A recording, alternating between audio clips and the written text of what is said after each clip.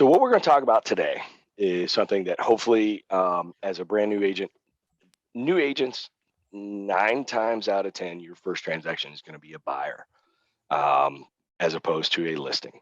And we are in the midst of probably the most aggressive seller's market that anybody has seen in a very long time, at least in my career and in many others, including probably Mike, who's been doing this for 30 plus years.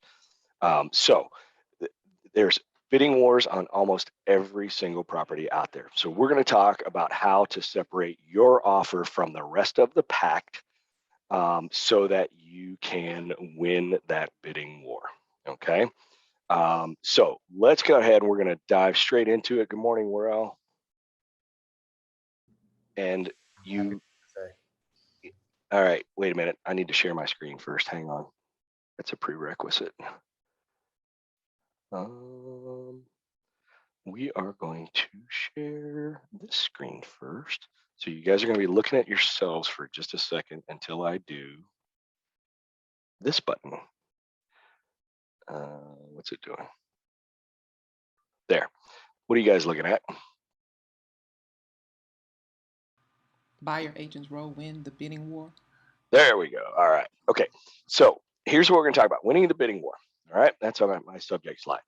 Okay. Here is your role as a buyer's agent, your goals, your role. The main thing that we are trying to accomplish is, you love the little scales of justice there. On the one side of the scale is your goal is to get your client the best possible deal. Okay, so you want to work on behalf of your client, to get the deal done, to get them the best possible price, terms, minimal risk, all of that being said. On the other side of the scale is submit an offer that has the highest probability of actually being accepted. You know, if you submit the most unreasonable, you could. I hate getting an offer as a listing agent. And sometimes listing agents are getting 15 offers, and you can look at the ones that are like, okay, they just rehashed the same exact offer that they wrote 10 years ago, and did it exactly the same way. Okay. So balance your role, or your offer and the acceptance with getting your client the best possible deal. And the thing that's in the middle is all about risk. Okay, and you have to approach this from the risk, not only to your own client, but the risk to the seller. Okay, so the prerequisite to employing any of the strategies that we're about to talk to today is that you need to strongly consider having your buyer acknowledge the risks that are inherent in competing in this strong seller's market. Okay, so that is done when you submit your buyer's brokerage agreement, whether you're doing that well in advance of drafting an offer or at the time you're drafting an offer. Okay, and we have provided you with a great vehicle to do this. It's not so much whether it's the brokerage or the Georgia Association of Real Estate, because this is a GAR document that's available in Remine, is this little disclosure to buyers purchasing property in a seller's market. Okay, so this is asking them, all right, folks, we've all heard the CYA analogy. This is covering your butt. All right, this is making sure that they acknowledge things like, buying a property as is without using an inspection being performed. There's greater risk of buying a property with defects. Using a large amount of earnest money, this money is at risk, and you never want to have a client come back to you at some point, and say, you never told me that I could potentially risk my earnest money. Yes, I did. And this is an acknowledgement of that. All right, so that's covering your behind. Use it. Any questions on that so far? Okay, now we're going to talk about strategies, ways to make your offer more attractive to a seller. Okay, everything that we are going to be doing today, I love this little image. Watching my clients enjoy showing when the listing agent texts me, we've already accepted another offer. Sorry, who hasn't been in that position? If you've not been in that position, you will be soon. But it does happen. So everything that we're about to do, you do this with the full knowledge and understanding of the buyers. None of this you do unilaterally. All right. And when you talk about these strategies and employing these strategies, you need to have a very clear and concise conversation with your clients to make sure that they understand the rules of the engagement here. Okay. So obviously, the best strategy is bid the highest net to seller. Okay. So that would include going at over, significantly over asking price. Okay. Um, and using low or no seller paid closing costs. All right. If you are going to bid significantly higher than the asking price or the list price, then you also have to balance into the equation, is the home realistically going to appraise at that price? So if you go significantly over, you very strongly need to consider the use of an appraisal gap. Okay. You also wish would another good strategy is to offer higher earnest money amount. Okay, the more your client is willing to risk and put their money where their mouth is, the better off and the stronger the message you are communicating to the seller about how badly you want this house. Okay. And then, of course, you want to offer as short as possible, or in some extreme cases, no due diligence period. And we're going to talk about that in more detail here in just a second. Okay. Realistically, depending upon who you're using for your home inspection company, most of them can get you in within 24, maximum 48 hours. Okay, so 5 days of due diligence, pretty reasonable and doable in most cases. All right. Also ways, I love this one too. Kidding me? That's insultingly low. All right.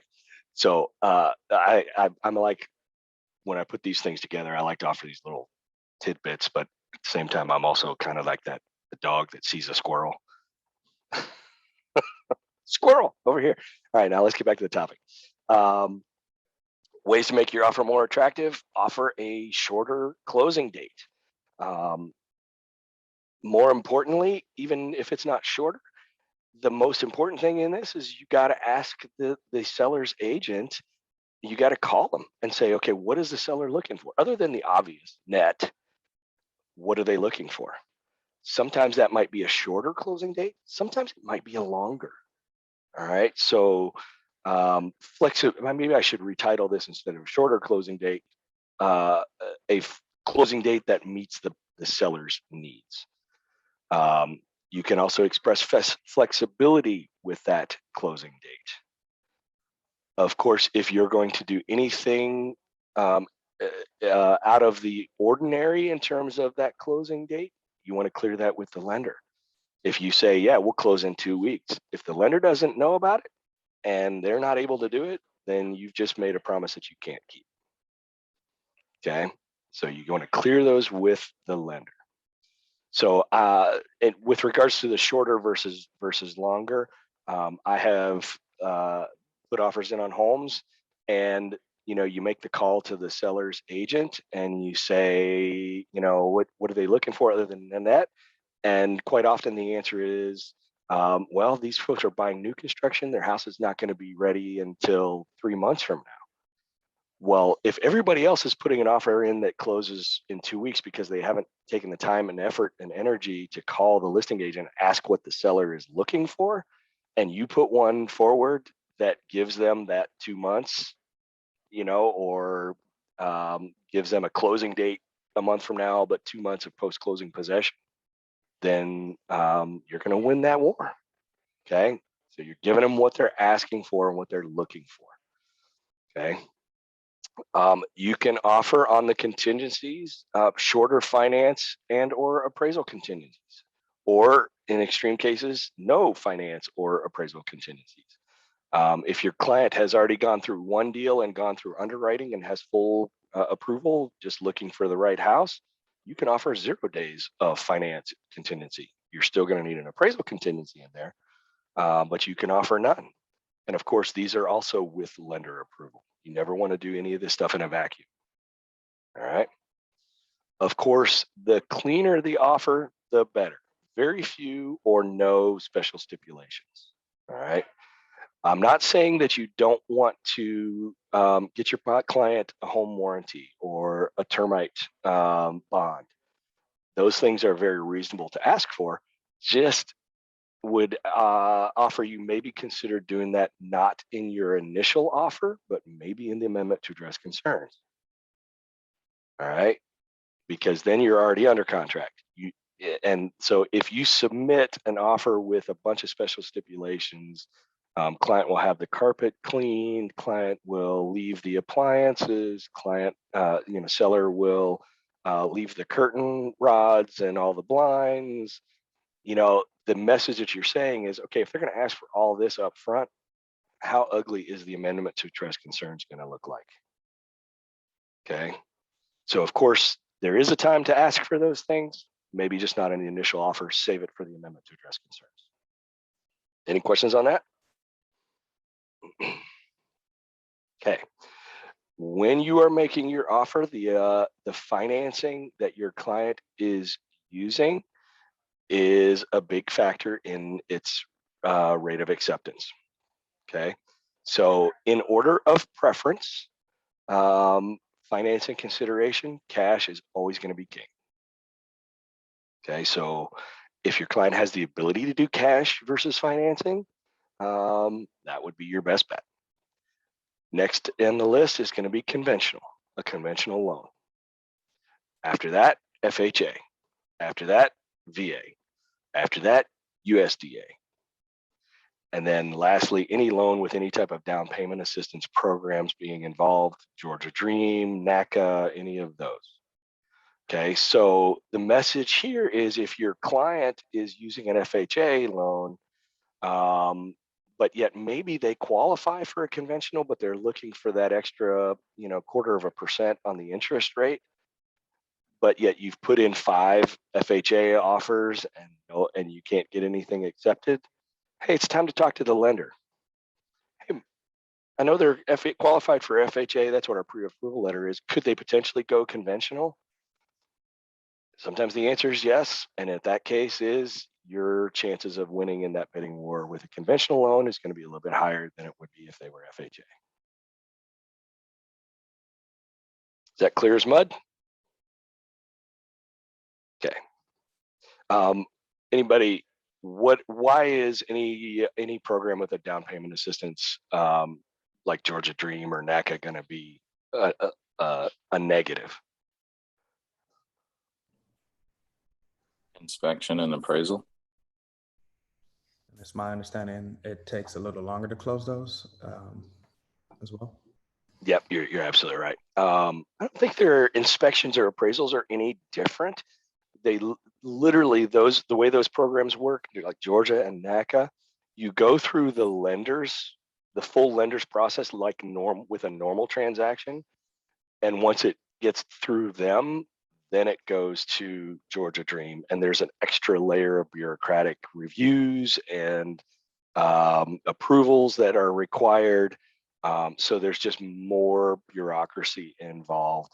And yes, they do typically take 2 weeks above and beyond what you would normally have in your typical 30 days. So they're almost unheard of in this seller's market that we're in now. Okay. All right. Other ways to make your offer more attractive. I liked this little one, guys. I don't know if you see this. Local realtor. I'm interested in buying a property at blank. Do you have the right person?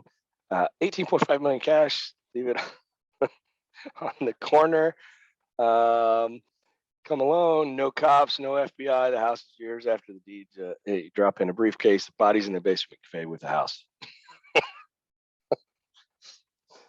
That's symptomatic of the market we're in. All right.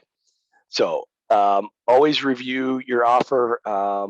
Always review the financing contingency exhibits and the pre-approval letter carefully. Any type of a higher down payment would imply to the seller that the buyer is more financially secure, and in theory that there's less risk to that seller. Okay, so if I've got two offers for my listing and they both look roughly equal in terms of net, but one of them is making a 20% down payment, doing an 80-20 loan to value, and the other one's only doing 3% or 3.5%, which one theoretically is going to be more secure? The one that's putting more money down. Okay, so if the client has the ability to do that, strongly encourage them to do so. Also, with regards to your pre-approval letter that you're submitting with your offer, well-known local lenders are always going to be preferred over online market lenders, mega banks, or out-of-state lenders. Okay, I have been a listing agent before and received, been a buyer's agent and submitted an offer with a pre-approval from somebody like Greg at First Community Mortgage, or a well-known local lender. And the listing agent will say, well, part of why I won your offer is because I've worked with Greg before and he was awesome and he did a great job. Okay, whereas nobody can say that about Quicken Loans or Rocket Mortgage, some of those companies. Not to defame them, but it's just a reality. All right. Any questions on that? No, but I would add that same exact thing happened where I used Greg, and he's worked with the listing agent in the past, and it's made the deal a little bit better. So, absolutely. And I don't have this on my slide, but one great way to separate your offer from the pack, have the lender, and if you're working with a good reputable lender like Greg will absolutely reach out to the listing agent and say, hey, just want to give you a vote of confidence on the buyers for your property at 123 Main Street, submitted by Worrell. These folks are rock solid. Their financials are fabulous. They will close without any problems, X, Y, and that again will support a stronger argument. Whereas, somebody that's using Quicken can't have those phone calls made. Okay. Thank you for the input, Worrell. All right. Where did my my image is gone. Okay, that's just weird. So an escalation clause. Usually there would be. I'm completely confused. There it is. Sorry, I had it in a PowerPoint glitch there. Other ways to make your offer more attractive to a seller, consider the use of an escalation clause. Okay. Escalation clause reads, in the event of multiple offers, buyer agrees to increase the purchase price by basically X $1,000, whether it's $500, $1,000, $5,000 net to seller over any other offer presented to the seller with comparable terms and conditions, so long as the offer is an arm's length transaction and it's presented to the buyer before the offer deadline. In no event shall the buyer pay more than X. So you have a cap on it. All right. So the listing is for $350. You offer $350 with an escalation clause up to $360. Okay. So this means this is kind of a way, and a best way to deliver this to your client is this kind of make sure that you don't overreach. It gives you assurances that you're going to win against another offer, but you may only win by a margin of $1,000 if you put $1,000 right here in this field. Sorry, went back. If you only put $1,000 in this field versus $5,000. Okay. A well-written escalation clause, like is available on Remine through either Century 21 or GAR, will also have an indication that the listing agent will provide you a copy of whatever other offer is that triggers this escalation clause. Okay. So that requires you as an agent to follow up with them before you execute a contract. Okay, go ahead and show me the other one so that I know confidently that it's a legitimate trigger to our escalation clause. Okay. Here's the caveat to that. The biggest concern with an escalation clause is that the home still must appraise if they're financing. All right. So offer an escalation clause, on that same home at 350 up to 390. You may still win the bidding war at 390, but if the appraisal only comes back at 350, you're right back to square one. Okay. So go ahead.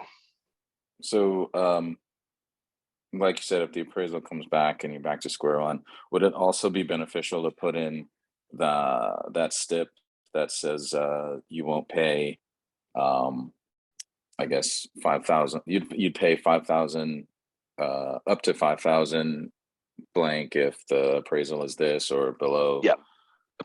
Okay. Basically, what you're referring to is a special stip for appraisal gap coverage. Right. And you know what? I think I'm looking at my other PowerPoint.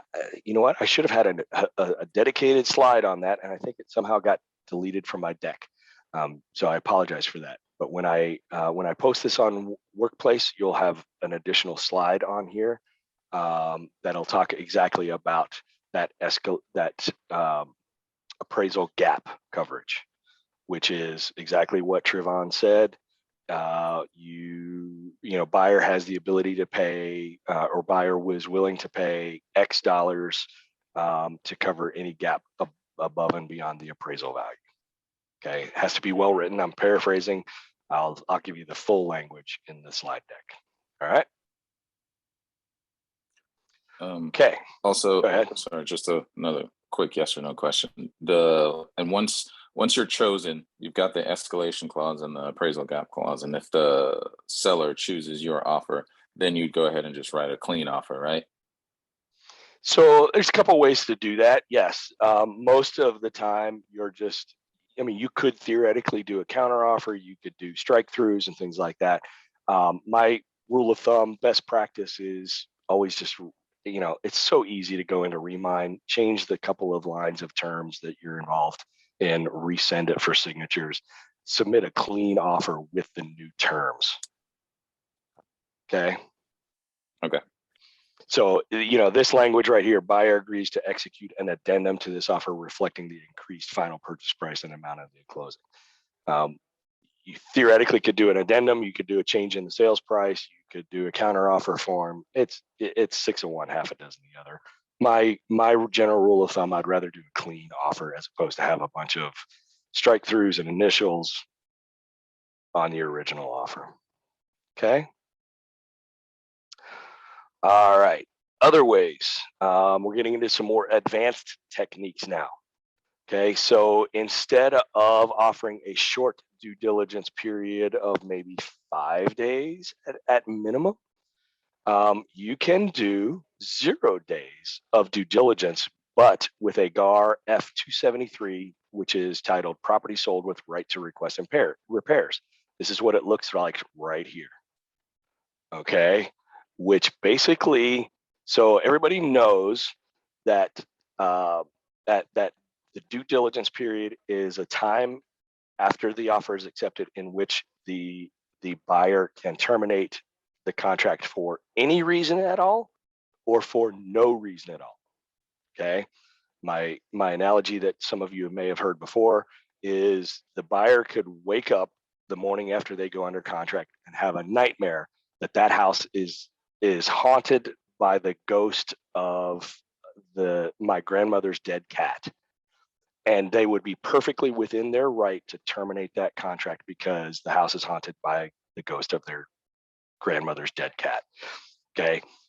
what a right to request repairs does, it takes away the dead cat argument. And it says the only reason that I will terminate this contract is if you and I cannot come to terms on agreement on the repairs to be done to the house. Does that make sense? Okay, so it conveys a strong message to the seller that you're willing to accept a little bit more risk, but at the same time, it doesn't give away the farm by saying 0 days of due diligence. I'll take the house in whatever condition it is in. Okay. Again, if you're presenting an offer and the listing agent is looking at 10 offers and you're saying 0 days of due diligence with a right to request repairs, that's a lot less risk to that seller than one that's saying 5 days or 10 days of due diligence. Those people could just get cold feet. Your people are not going to get cold feet. The only reason they can cancel is if the house has got so many repairs to be done and we can't come to terms and agreement on it. Okay. Okay. Any questions on that? That's an advanced technique. Not always advisable, but when you're up against 10, 15 other offers, which is a realistic possibility, it could make the difference. Okay, another thing that could make the difference is option money. Everybody is familiar with this paragraph under the purchase and sale agreement about due diligence, and this is where you would plug in your days of due diligence. Almost nobody reads paragraph 2 down here, paragraph B2, which is seller shall pay, or the buyer shall pay seller an additional option money of X dollars by check, wire, whatever transfer of funds within 3 days of the binding agreement date, in addition to any additional option money paid by buyer to seller shall not be applied to towards the purchase price at closing and shall not be refundable to the buyer unless the closing fails to occur due to the default of the seller. Everybody catch that? In other words, this is the closest thing a closing attorney friend of mine referred to this as the closest thing you can get in real estate to a legal bribe. So in other words, what this says is, just for the honor of accepting our offer and for granting us this short due diligence period, we're going to provide you $500 cash. Do with it as you please. Okay. Again, if I'm a listing agent or if I'm a seller that has 15 offers and everything else is roughly equal, and these people are going to stroke a check for $500 for me to go have a nice weekend this weekend up in the North Georgia mountains, why wouldn't I take that one? Okay. Of course, again, your buyer client needs to be ready, willing, and able to stroke that check or wire that money. Again, another reason why you never do this stuff in a vacuum.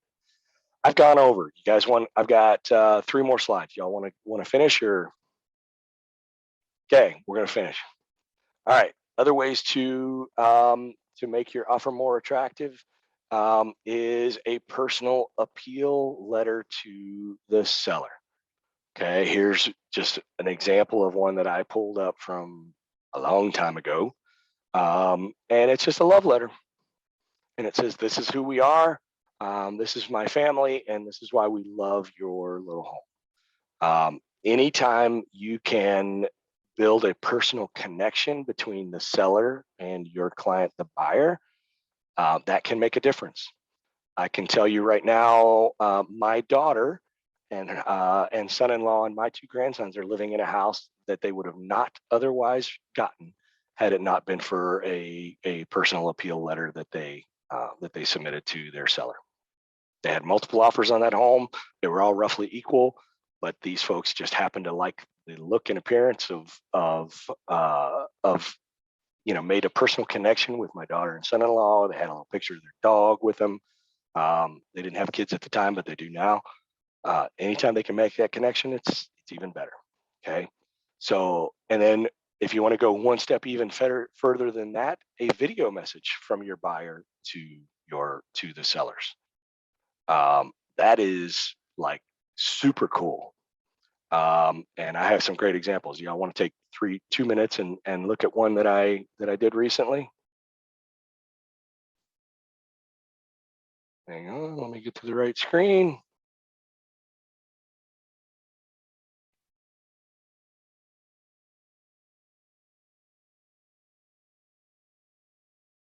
Okay, what are y'all looking at? Are you looking at a video with a family? All right, I just want to make sure I was still on the right screen. Yes. Do we have audio coming through this thing? No. No. Let me see if I can fix that.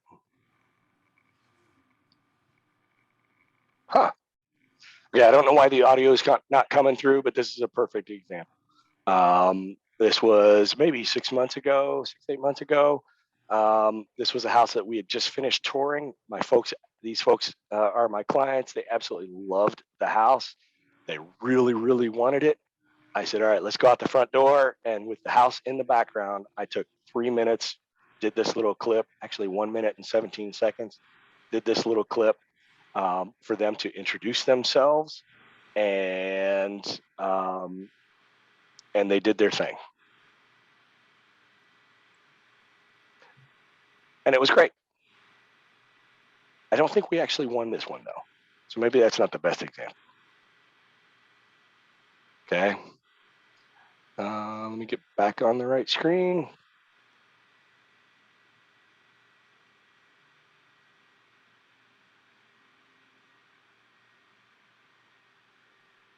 Okay, I lost track of what you guys are looking at.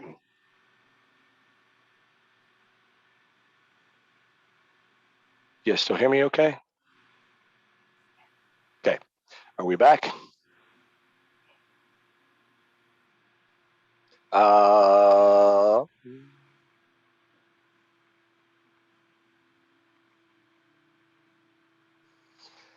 right. Lastly, as a condition of the home, if the condition of the home warrants, you can present an offer to purchase the home as is. In other words, no seller repairs will be requested. Not one that is one that I would consider advisable in many situations. Jay, can you just confirm, my recollection is that even if you do offer an as-is sale, it doesn't waive the rights to do the inspections though, correct? No, Okay. it just, That's what I you can thought. still do the inspection. It just says, we're willing to take the risk of, whatever happens to be there. Does that make sense? Yep. Okay.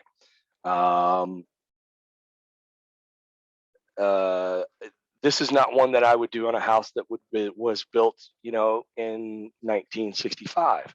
However, the house was new construction 2-3 years ago. Guess what? Chances are it's probably okay. There's risks, and you can't discount those risks.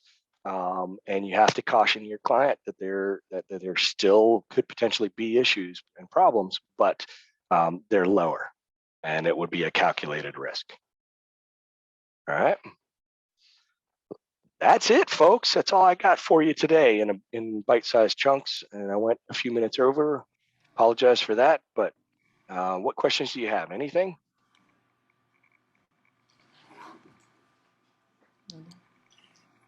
When you waive the due diligence, you don't necessarily have to waive like appraisal, right?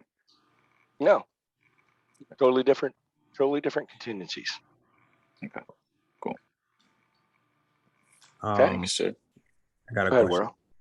Will. So I know these tactics are, for more like multiple offer situations, hot properties type thing. But if you're looking at like, say, a Zillow property that's been on the market for about 15 days, it's kind of hard to have that mentality to be like super competitive, of course. Agreed. So how would you advise, in regards to, talking with your customer and saying, maybe this is not the hottest property, because as soon as you say that, they want to offer lower and things like that. But, dealing with like a Zillow, who's like an entity, like how would you advise on that? So, I mean, the offer needs to be, you need to avoid being tone deaf in these situations. So if the property is a dog, if it's been on the market for, 60, 80 days in a market where everything else is closing in 7 or not closing, going under contract in 7, then that sends a strong message. It sends a message that either the house was overpriced or there's something wrong. That's where you would look at the history within the MLS. Has it been under contract and back off 3 times? Well, that might tell you that there's a problem with the house, that nobody's getting past the inspections and the due diligence period. But if it's been on the market for 80 days and there hasn't been a single offer on it yet, or it hasn't gone under contract yet, then it's probably the price. In which case, that's where that scale comes into play. Yes, in that situation, try to get your client the best possible deal. Yeah, maybe it is okay to write an offer that's under asking price.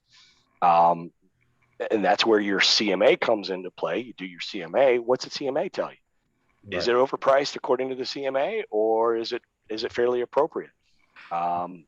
The days in this market of finding a sweet deal are lower, but it's not impossible to get a sweet deal by offering a property under asking. It all depends on what the seller's objectives are. Sometimes you just catch them at the right minute and they're like frustrated with the entire process. They've been showing their house for 2 months and nothing. And the wife tells the husband, I don't care if it's $10,000 under our asking price. I'm done with this. I want to get done. Make mama happy, accept the doggone offer. Mm-hmm. All right. It happens. So absolutely take advantage of it and balance the offer that you present with the information that you have and the skills that we've as real estate agents have attained to negotiate them the best possible deal. Got it. Okay. Other questions? All right, folks. Sorry to take up more time, but I hope it was valuable to you. Let's have a great day. What does Mike always say at the end of his power talks? Let's go out there and make it happen for ourselves today. Take care, everybody. Have a great day. You too. Thanks, Jay.